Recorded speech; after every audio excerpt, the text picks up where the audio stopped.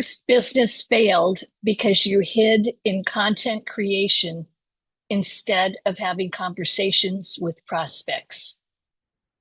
That's what happened to my guest Erica Holthausen. She's a self-employed consultant and authority development strategist who spent years as a freelance writer and editor in the content marketing world. She built her first consulting business helping people get published in high visibility outlets like Harvard Business Review. But that business collapsed, not because she wasn't good at what she did, but because she did what so many self-employed consultants do. She spent all her time creating content instead of having real conversations with prospects. Since then, she's rebuilt her entire approach around one core belief. High-level consulting engagements are won through authority, not volume. Let me say that again. High-level consulting engagements are built through authority, not volume. In this episode, Erica reveals exactly why you're spending 5 to 15 hours a week on content marketing, but you're only getting 1 to 2 qualified conversations a month. She shows you why most published articles just gather dust after one LinkedIn post, and how to use your best articles as actual business development tools. She explains why your perspective, not your credentials, are what actually differentiate you. And she gives you permission to stop doing all the things and focus on the one strategy that serves your business. My name is AJ Riedel, and this is Thriving Through, the podcast where each week I have real conversations with self-employed consultants about what it really takes to build a profitable consulting practice. Let's dive in. Welcome to this episode of the Thriving Through podcast. Today, my guest is Erica Holthausen. Erica, I am delighted to have you on the show today. Welcome. Oh, it's such a pleasure to be here. So I love you have your name and Authority Development Strategist, which I want to ask you about. And I want to point out, I think that's a brilliant strategy to have your title with your description on a Zoom call because it's right there. I'm gonna learn from that. Yeah, steal like an artist. It's one of those things that's really interesting because I struggled with what to call myself, like what title to use for a while. And then I was doing a talk with a friend, and she had an introduction written for me. And I don't remember what she said, but it was like, Erica is a blah, blah, blah. And I was like, ooh, I'm not sure what I am, but I'm not that. So I played with ideas until I came up with Authority Development Strategist. And I love a good truth in advertising title. And so it's both truth in advertising, but it's also curiosity inducing. So people say, oh, well, what is that? What does that mean? And then I get to tell them what it means. So I love that. And I'm going to ask you what it means in a moment. But what I love about that is you could call yourself a writing coach or, a marketing coach or, but, and people's eyes would kind of glaze over because we all come up with we have preconceived notions of what a coach is or a consultant is. yeah. You've kind of left it wide open where you do have the curiosity. It's unusual enough that people don't have a preconceived notion about what that means. Like those three words together, what exactly does that all mean? Yeah. And that's what's a great thing about a title is to get people to lean in and say, "Ah, tell me more. What is that? What is that?" Rather than Yeah. their eyes glazing over saying, "Oh, another writing coach." Yeah. And that was part of the challenge when I first started my business is a lot of people thought that I was either a ghostwriter or a public relations person. And I was like, well, Mm. not neither of those is true, though I've done ghostwriting in the past. So it was like, okay, how do I come up with something that actually works, that does say what it is that I do? And it took quite a while to to land on something. I didn't have this for the first several years of my business. This is about a year old now. So, So now the important question. What is an authority development strategist? yeah, great question. I love this question. Um, so I very, very firmly believe that high level consulting engagements are won through authority, not volume. So a big part of what I Say that do, again. That's really important. I want to yeah, make sure that we really caught that. yeah, high level consulting engagements are won through authority, not volume. My past life was in content marketing. And a lot of the content marketing advice that is out there has been adopted by solo professionals because that's the information that is out there. But it really doesn't serve solo professionals. So that's about like being all the places, having all the things, writing the current guidelines are writing 3 2,000 word articles every single week and using at least 6 hours to write those. That advice is terrible for independent consultants because who has the time? So it was that idea that like you write things and that will help you attract your right audience. And Mhm. while that attraction thing does work Emphasis on occasion. on occasion, more often than not, we end up feeling like we're shouting into the void and we're posting to LinkedIn every day and we're writing all these articles and we're doing this and we're doing that. And it can become very easy. My first business went under because I did this. It can become very easy to hide in the content creation and not actually have conversations with people that are going to lead to business. Wow. That yes, that really resonates with me. I see that so often. You hide in the content creation, you feel like you're actually doing something, Yeah. but what you're really doing is hiding from doing what you need to be doing, which is having conversations. Yeah, because conversations are scarier. So, since I believe that these engagements are won through authority, not volume, that's where the authority development comes in. And strategist is because like let's not be loosey-goosey with this. We're not building authority just to like, hey, I'm an authoritative expert. Like who cares? We're doing this in order to accomplish real business goals. So figuring out, okay, what does this mean for you? Which it's going to mean different things for different folks. And who is your audience? What are your business goals? What is going to actually help bridge that gap between a first conversation with a prospective client and a closed deal?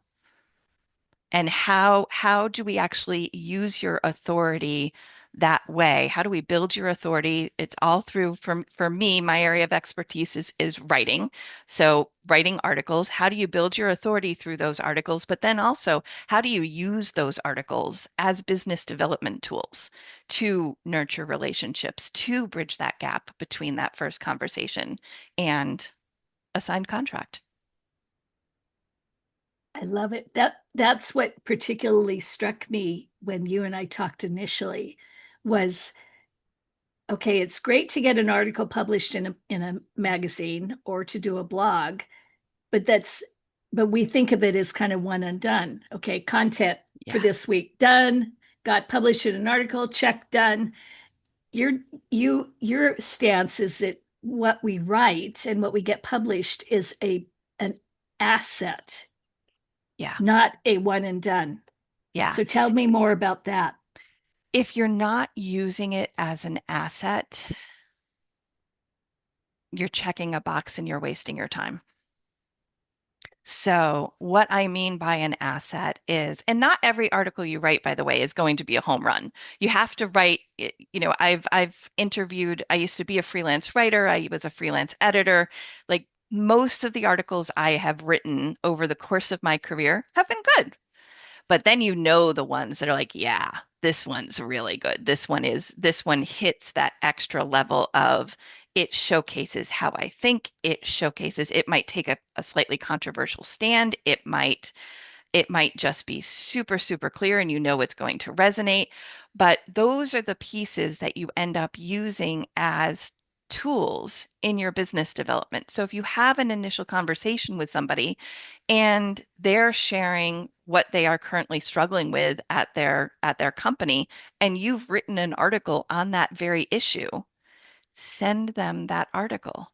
What I see happen all the time is people will get an article published someplace like Harvard Business Review. They shout about it once on LinkedIn, and then it just gathers dust in some sketchy corner of the internet, never to be heard from again.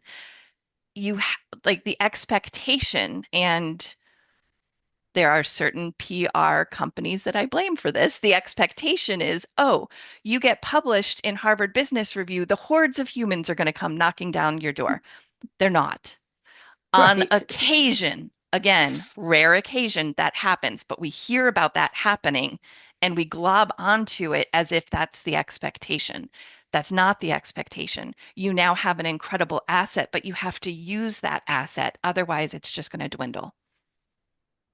Right. And Harvard Business Review is not responsible for promoting your article. It's No. how many do they do? 10, in any given issue, there are a number of them. Yeah, yeah, and you are most likely writing for their digital publication. So, depending on the publication, some publish tons of articles a day. Their their job is like once you have written it and they have agreed to publish it, their job is to publish it, period, end of story. They have no further obligation to you. They will promote it to an extent, but even if they promote it and even if it is read widely, just because somebody reads it doesn't mean they're actually going to reach out to you. Right. Exactly. So treating it as an asset. Let's continue on this Harvard Yeah. Business Review article. So you get that published in the digital version. How do you turn it? You've given one example already. You send the article to someone you just spoke with. What are some other ways that you turn an article in a, esteemed publication into an asset? Yeah.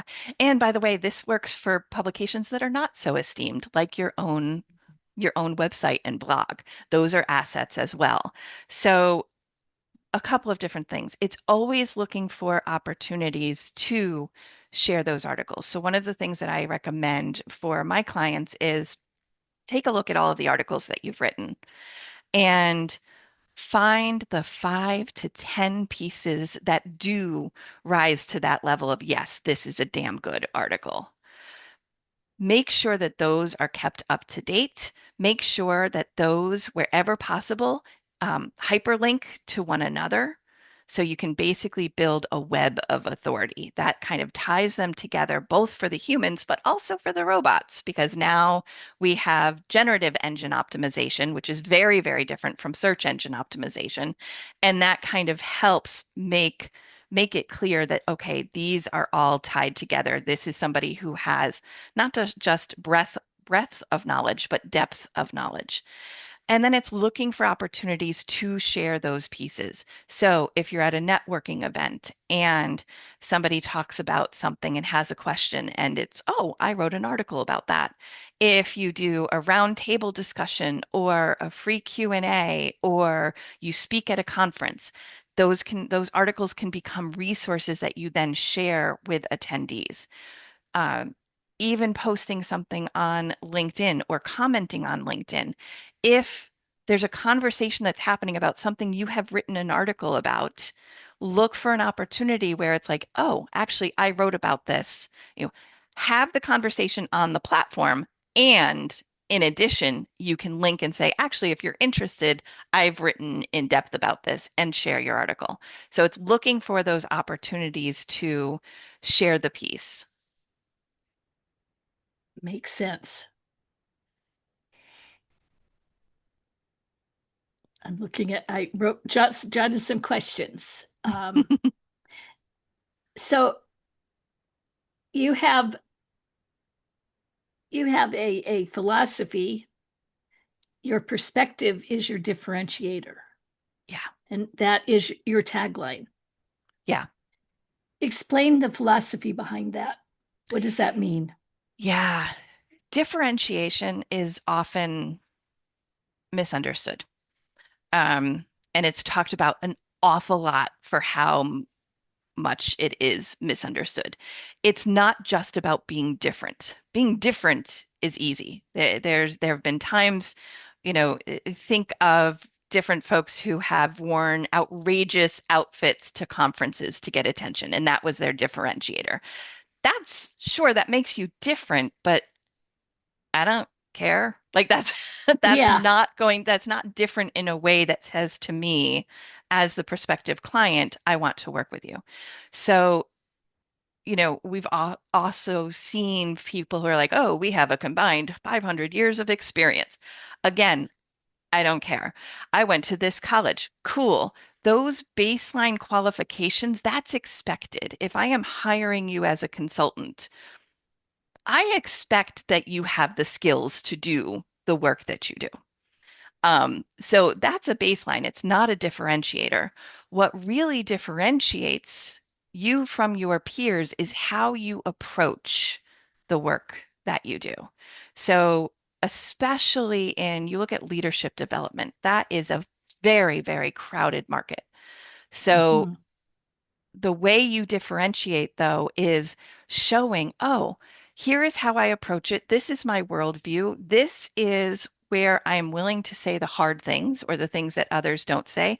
This is where I am willing to disagree with my industry because I think they're either oversimplifying or overcomplicating something.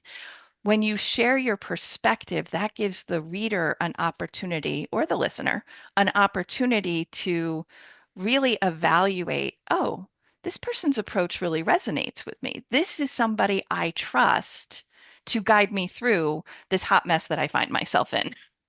So that's what that's why what I mean when I say your perspective is your differentiator, because it's so much of the other stuff is window dressing.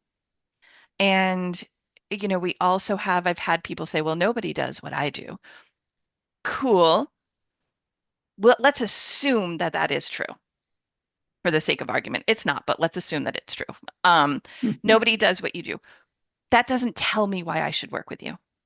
That doesn't tell me why I should, why the problem that I have is something that you can actually help me solve. And why I even need that help in the first place, because can't I just figure it out myself?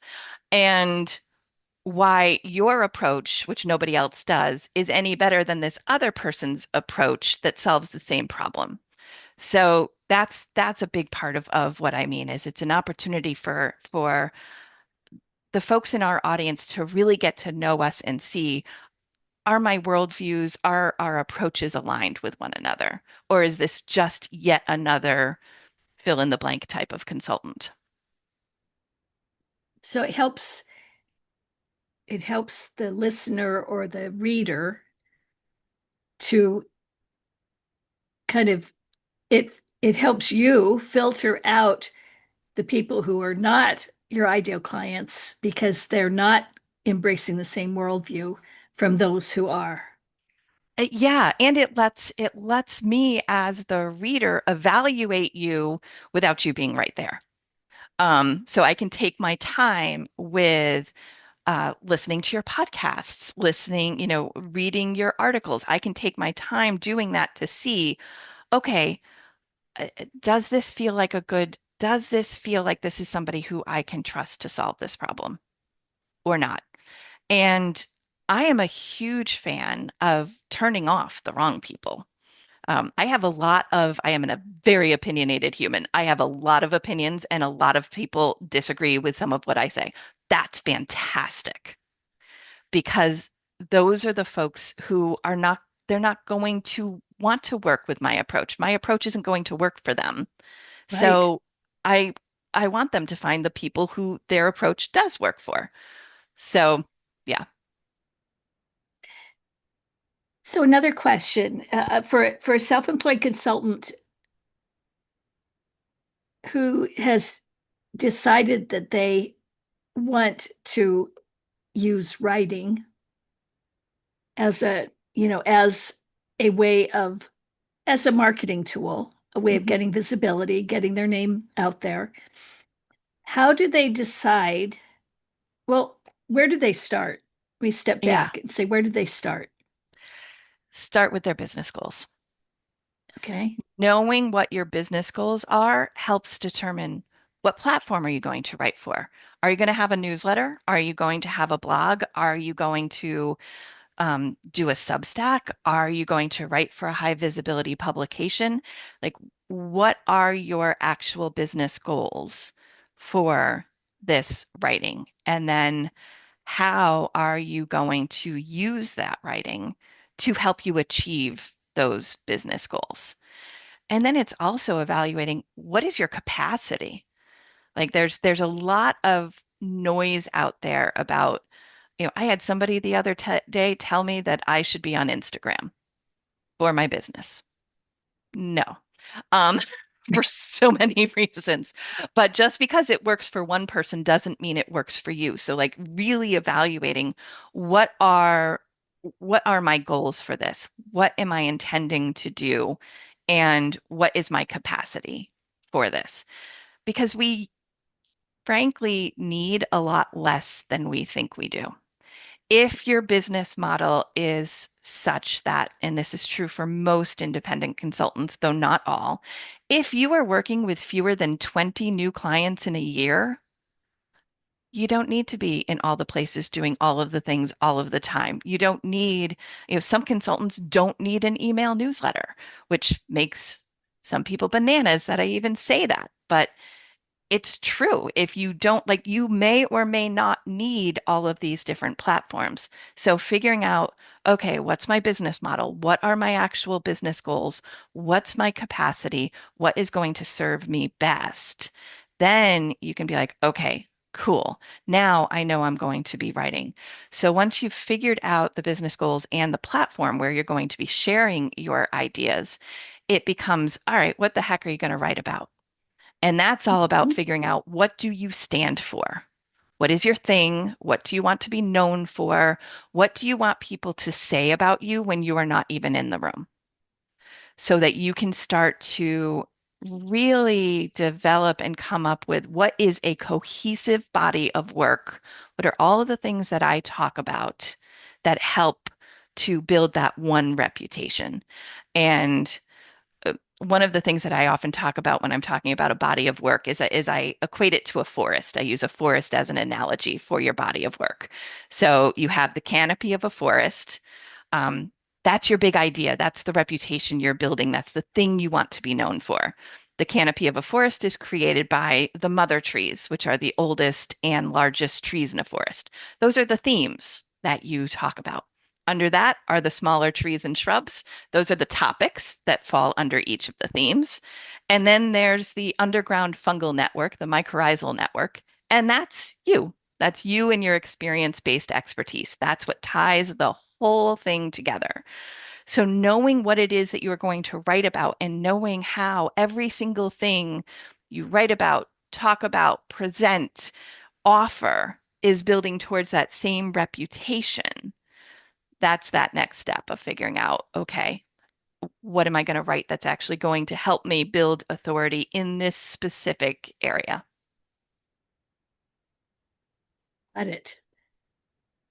Now I see what you mean by the strategy. It's like not, I mean, and I have to admit that I don't really have a strategy when it comes to what I write for my. I do have an email newsletter, and it's my primary lead nurturing tool. Hmm. I don't necessarily have a strategy. I haven't thought through the forest Yeah, yet as yeah, to what, what do I, what, I mean, I kind of know what I want to stand for, but I don't know that I'm not, I think if you read my newsletter, you probably wouldn't have a sense of that. So that's, yeah. And the benefit of having that is that the way your readers and listeners experience your ideas is we just get little fragments, right? Like we see Mhm. something on LinkedIn. We're not going to see every single thing you put on LinkedIn. We're going to see something there. We're going to see something over here. We're going to read part of a newsletter. We're going to hear part of a podcast. We're going to see a talk over here. Um, because our audience experiences us in fragments, we Mhm. need something that holds like some red thread that pulls through all of those, that holds it together so that it always ties back to the thing you want to be known for. I'm just so, I mean, I'm speechless because it's like I'm trying to sort through. There's so many questions that I have. Uh, but Yeah. And it's so easy for us, especially like consultants, we are in a serving profession. It is very, very, very, very, very easy for us to do the things or write about the things or talk about the things or help our clients with the things that are not actually the thing we want to be known for, but we want to be helpful. So then we can get it muddy in our own head. And as soon as it's muddy in our own mind, that makes it muddy in the minds of other people who are experiencing our work. So I think of all of those things like the articles, podcast episodes, the offers we make, the talks that we give. Those are sort of like your trail markers in the forest. So as long as I know that I am following the blue dot trail, I feel good. I feel confident. I trust like that I'm in the right place. But as soon as I start not seeing that dot, but seeing some other dot, then I'm like, oh, did I make a did I turn the wrong direction? Like what has happened here? So that's the real benefit of having sort of that cohesive and coherent body of work. I love it. I'm just, it's like for me, it's like what do I want to stand for? That's kind of what's going.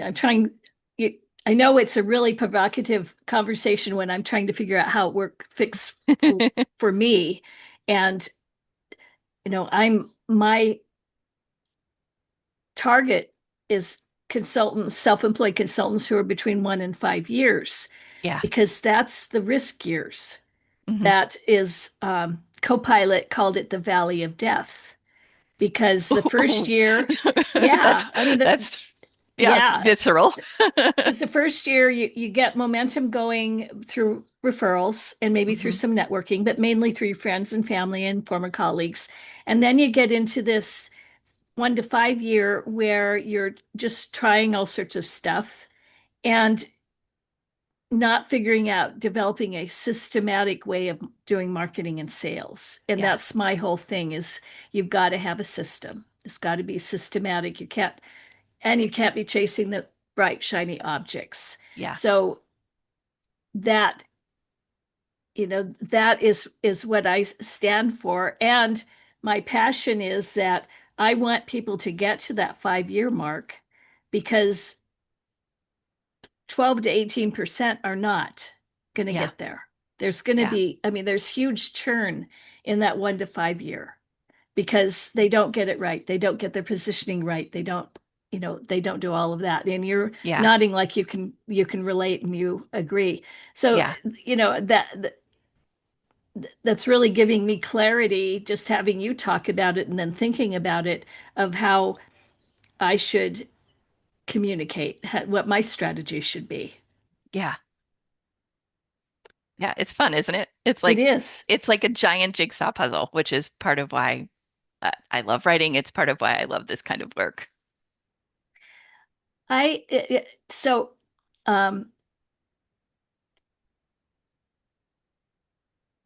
I buy the next question is how do consultants use their writing as a business asset? And specifically, how does it connect to attracting clients and building credibility? I mean, we've talked a little bit about it, but let's get a little bit more specific of how do they use writing to attract leads and Yeah. clients?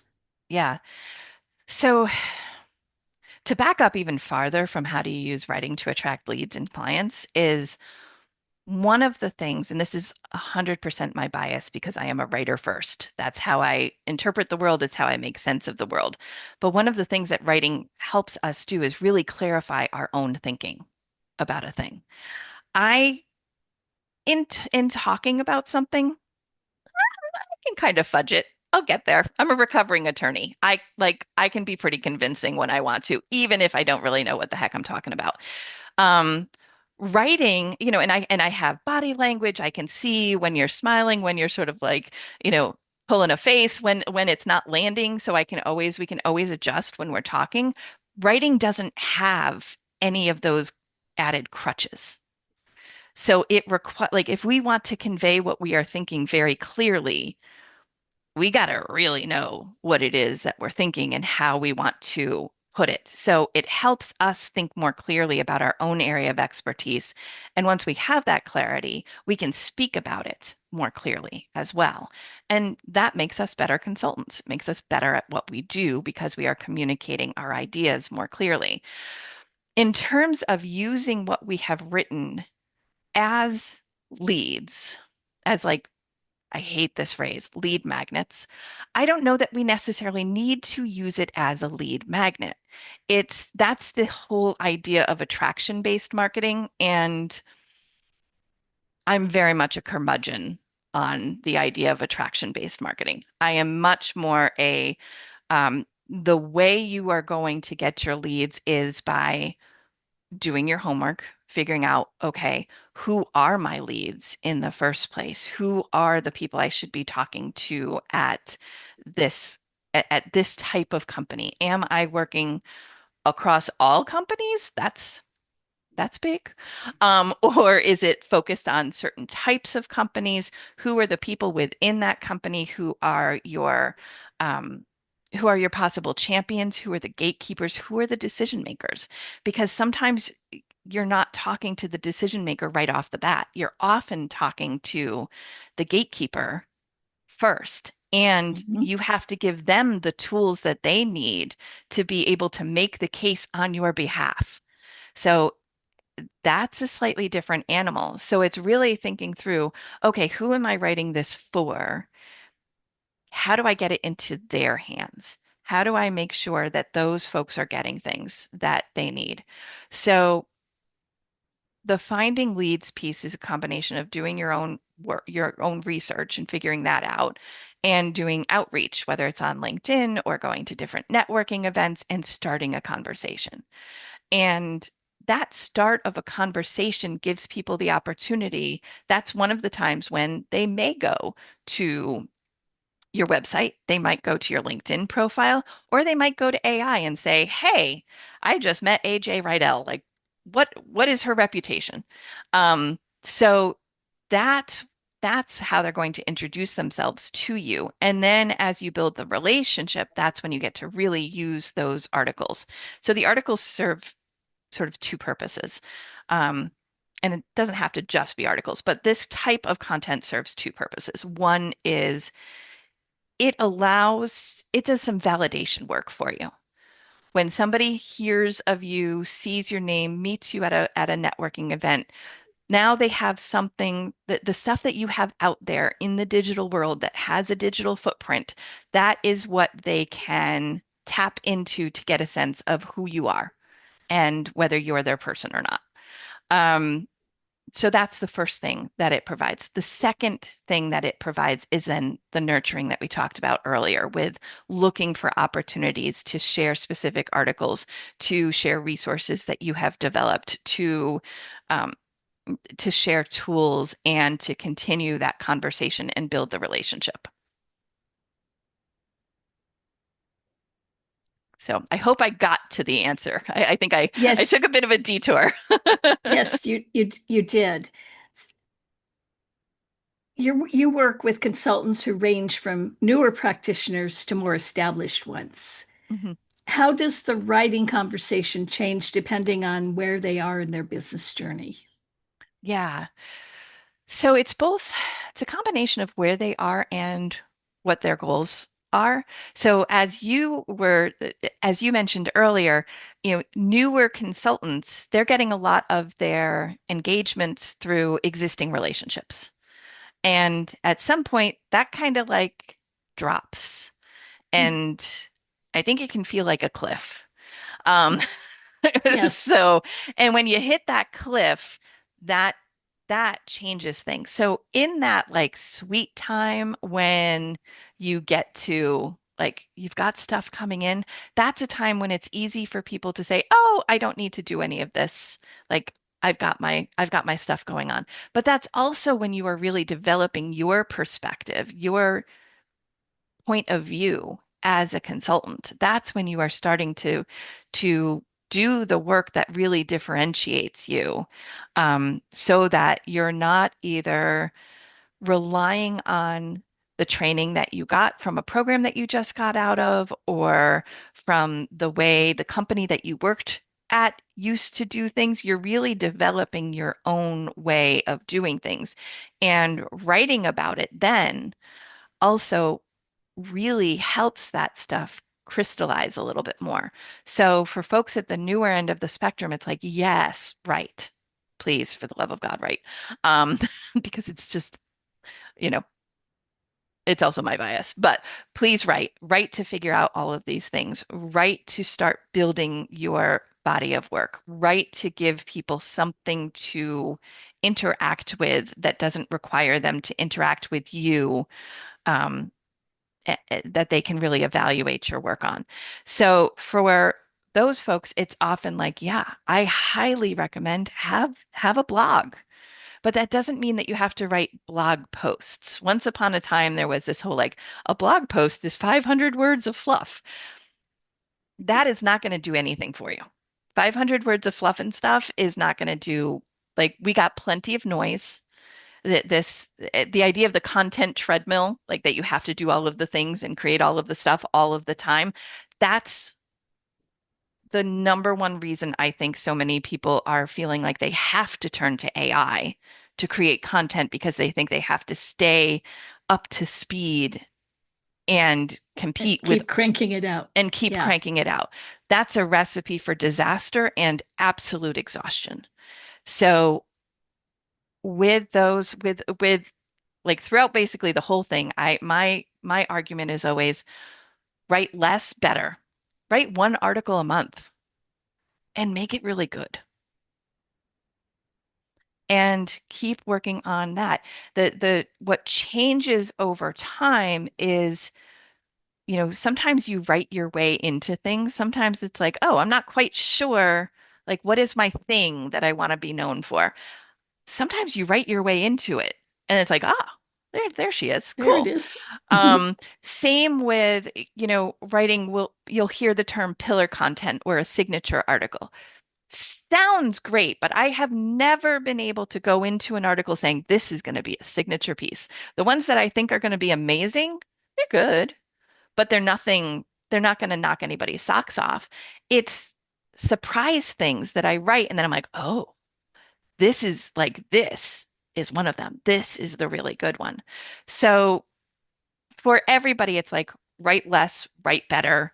Um, be really cognizant about what it is that you are writing for and how you are going to use it.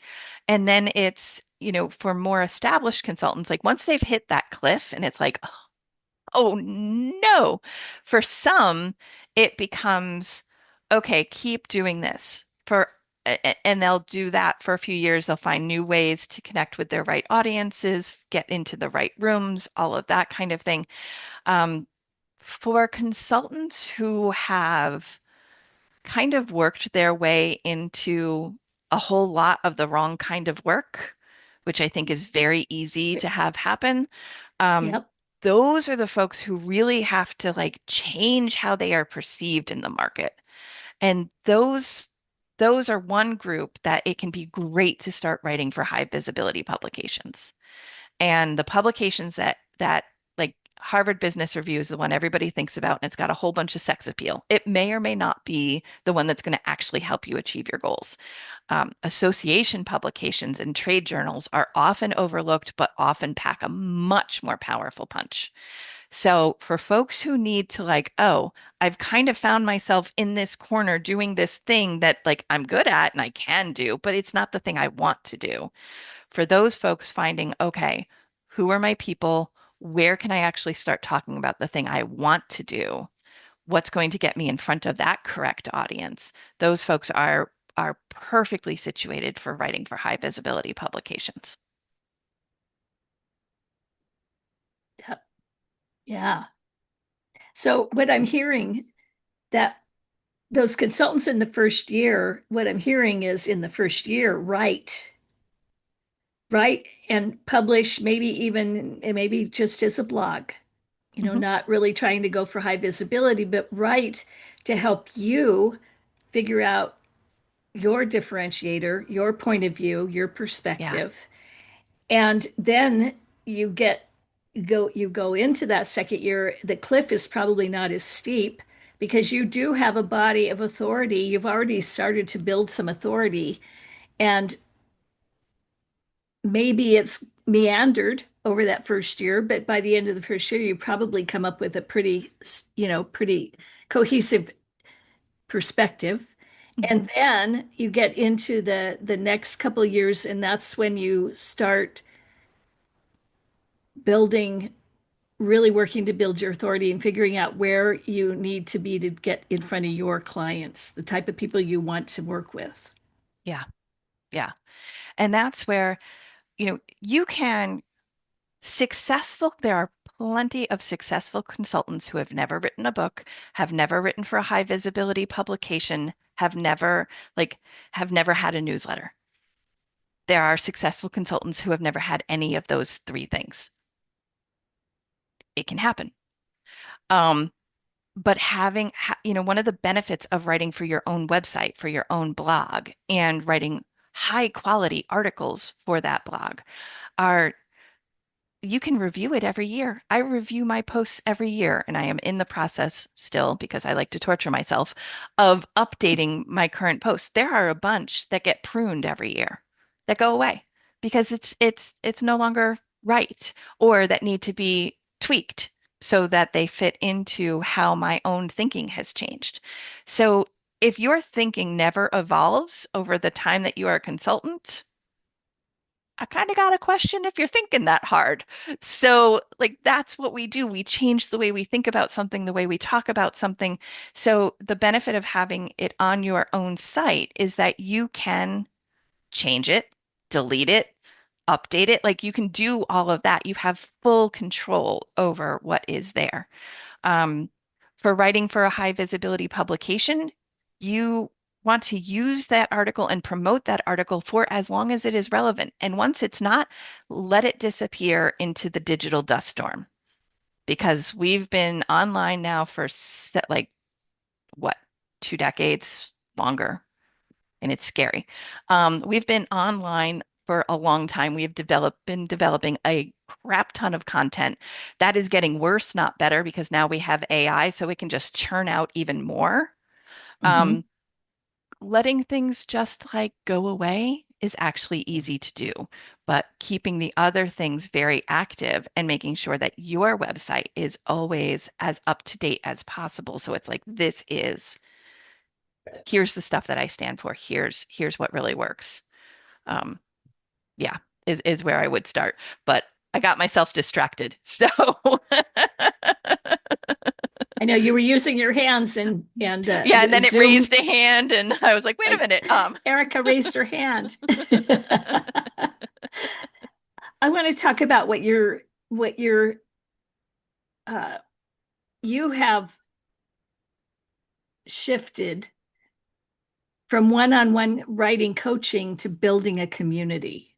Yeah, And that sounds like a big business evolution. So tell us more about that. yeah. Um, I was the person who was never going to have a community ever. So much for that. So when I started my business, so I come out of the content marketing world, but I was also a freelance writer and freelance editor. So when I started my business, everything I was doing was working with folks who were ready to write for high visibility publications. So I was helping them select the publication, pitch it, like navigate the relationship with their editor. It was all focused there. And then about a year and a half ago, maybe 2 years ago now, a colleague of mine said, "Oh, I know you do all of these workshops for people who are writing for high visibility publications. Have you ever thought of doing that for people who are just writing for their blog?" And quite frankly, it had never even occurred to me, which is banana pants now that I think of it, but it had never occurred to me. So I was like, okay, I'm going to try this as an experiment. And I recruited 5 folks and said, okay, for 3 months, I'm going to do this series of workshops. Um, I fully anticipate shutting it down at the end of 3 months because I don't want a community. Um, but we'll see how it goes. So at the end of 3 months, my friend who started the whole thing was like, "Yeah, I actually don't love writing in community." And I was like, "I love it." So it became a core part of my business and of the work that I do. So I now have this community, and it's with folks who, as the goal basically is to write and have edited one article every month. Whether you are writing that for your own platform, like a newsletter or your website, or you are writing it for a high visibility platform, doesn't much matter. It's actually getting the writing done. So that has been something that I didn't really expect to do, and I still love it. And I get my writing done. And we have a peer editing workshop every month. So I've been an editor for a long time, but I haven't worked with editors since I've stopped being a freelance writer. So I now have people editing my stuff too, which I love because I really need that external perspective. Mhm. So I tend to think that I'm right about all of the things. So having two editors take a look at my stuff and you know say, "Oh, this was confusing." And when one editor says this is confusing, I may or may not agree. When both say this is confusing, that's an Erica problem. And it means I have to shift. So yeah, it's been a really cool shift in what I do that I didn't really expect to love, and I 100% love it. So I have that, and then I'm also still working one-on-one with clients who are writing for high visibility publications or are just writing to build their authority and might be on other platforms. And then an evergreen program that's also geared towards folks who are ready to write for high visibility publications. And you intentionally cap your one-on-one clients at 5. Yes, I What intentionally hap cap everything. Okay. Yeah, yeah. Tell So me more about that. a big part of that is capacity for myself. Um, One of the reasons I didn't want a community at first was because I had been part of communities where it was a huge number of people and you were just a number. And I don't want that at all. I Mm. really like knowing, I like being invested in the folks I'm working with because it's way funner than just being a talking head. So my community is capped at 75 people. It'll never be more than that. Um, my one-to-one consultants, my one-to-one projects, those tend to be much more intensive. So I'm doing a deep dive into the strategy. I really need to understand their business forwards and backwards. If they're ongoing, and I have 2 clients who I've been with for 3 or 4 years now. Um, like I deep dive into their articles, their business, like what's next. One writes for Inc.com, so anytime she gets feedback from her editor, I'm sort of the editor whisperer, so I can help her like, okay, how are we going to navigate that? Like this is what he's saying. Like this is what you want. Where can we find a good solution that's going to satisfy his concerns, but is also going to serve you well? Um, so I keep it to that number so that I can be of service the way I want to be of service. That makes sense.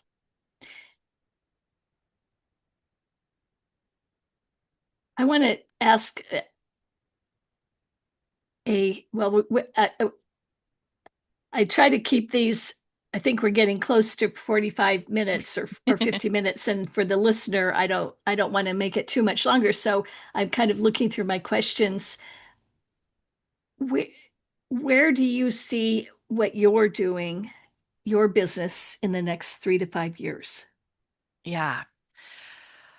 Well, AI upturned everything Yes. um, in interesting ways. And to my absolute astonishment, some of those ways are actually good, especially for independent consultants who are going to do less better. Mm, So, what I mean by that is once upon a time, and the way content marketing grew up around SEO, search engine optimization. SEO can look at one page on the internet. That's it. So it had to have all the right keywords and the right this and the right that and blah, blah, blah, blah. Um, it was never really about quality. It was about the right words and enough and popularity. Generative engine optimization searches the internet very, very differently. So it's no longer looking at just one page, it's looking at your entire digital landscape. So it has the ability to do a lot more nuance, and it is looking for stuff that is, um, one of the ways that it evaluates things is this stuff that's not AI generated? So, because AI can give you a summary of like what's out there in the world. AI cannot make new and interesting connections between dots. AI doesn't get into like messy human stuff because ick. AI um, does not go against the grain. So it's not going to say something that is counterintuitive to what what the quote best practices are out there. That's what humans do.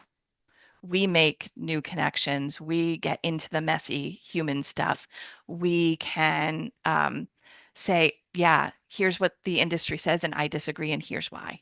So that is becoming that type of writing, that type of perspective sharing is going to become more and more and more valuable. Um, okay.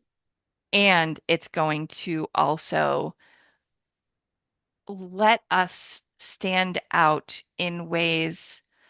There's been a lot of noise on the internet for a very, very, very long time. People are hitting capacity with the noise and the junk and the fluff. Like fluff, more and more of us have a very, very finely tuned BS meter. Um, as a recovering attorney, mine was already pretty good, but like now a lot of people have it. So it's allowing us to do less better and to actually have that found.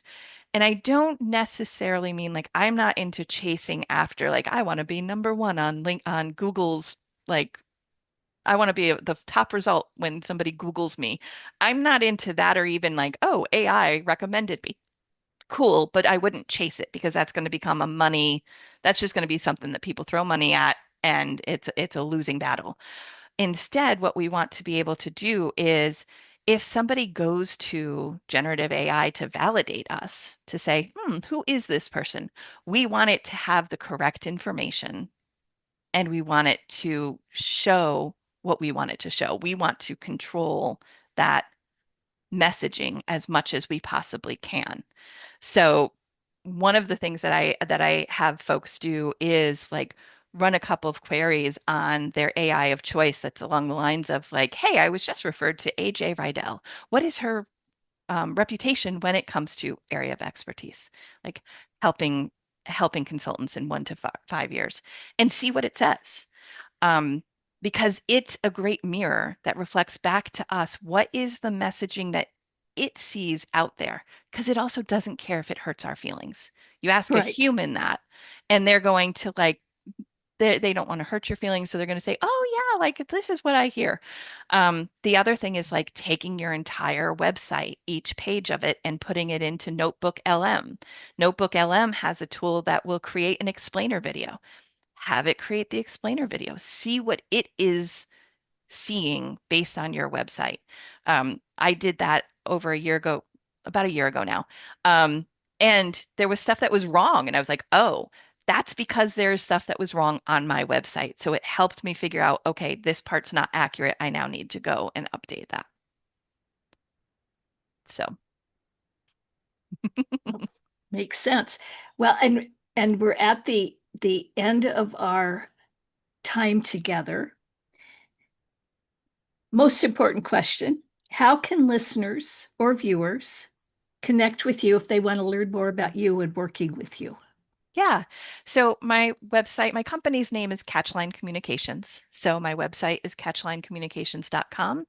And I am also on LinkedIn. That is my one and only social media platform. And I am the only Erica Holthausen. So I'm quite easy to find there. Okay, fantastic. And self-employed consultants are one of the groups that you work with. So Yeah. Yes. so if the listeners like what they've heard today, you are a good resource. Yes, and this is as like hardcore salesy as I get. So I'm always open to get acquainted phone calls so that we can get to know each other a little bit better. And I do have a free Q&A. It's a mini training and Q&A that I do every month called the Authority Lab. So I have like a mini topic that we talk about, and then I just open the floor to questions. So it allows you to get questions answered, and it also allows you to get a sense of who I am and whether I am your people or not, because I'm a strong cup of tea and not for everybody. Very as it should be. Absolutely. Erica has been a delight talking with you today. I know that there are all sorts of good tidbits, good information that you've provided, and I'm going to get it kind of sorted out and made sense of in the show notes. So for those of you listening, make sure you look at the show notes as well, because I will highlight some of the really important stuff, the stuff that I think is most important. And Erica, thank you for being my guest today. Absolutely my pleasure. This was wonderful. And for those of you listening or watching, until next time, keep thriving through. Here's what stuck with me from my conversation with Erica.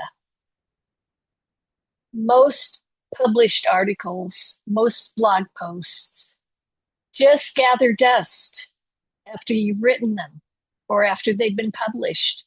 Maybe you post a LinkedIn post and then that's it. They go into the dustbin, the internet dustbin. Nobody ever sees them again. But here's what really is important. Your best articles are actual business development tools. You should be looking at your content as assets that are designed to get your leads from the initial conversation to becoming a client. That's really important. That's what really stood out to me from my conversation with Erica. If you are a self-employed consultant, a couple years, 3 to 5 years into your practice, here's something you need to know. You're at a critical inflection point right now. Most consultants in your situation don't realize it, but 12 to 18% of people at your stage exit consulting every single year. The ones who break through aren't smarter or harder working than you. They just get clear on positioning, they build a repeatable pipeline, and they nail their conversion. I created a free 5-day email breakdown that shows you exactly what's holding you back and what needs to change so you don't become a statistic. It's called The Real Reason You're Stuck at 100K when you should be at 150K. And it's designed specifically for consultants who know that they should be further along. Go to ajriedel.com/inflection point and opt in. You'll get the breakdown delivered over 5 days. And by the end, you'll know exactly what your next move should be. Erica, thank you for sharing how you've built your profitable consulting practice and how content can be an important lead generation business development asset. If you want to connect with Erica, check the show notes for her website and LinkedIn profile. And finally, if this helped you think differently about your consulting practice, please leave a review. It'll take less than a minute and it'll help other independent consultants find the show. Just tap the link in the show notes. Until next time, keep thriving through.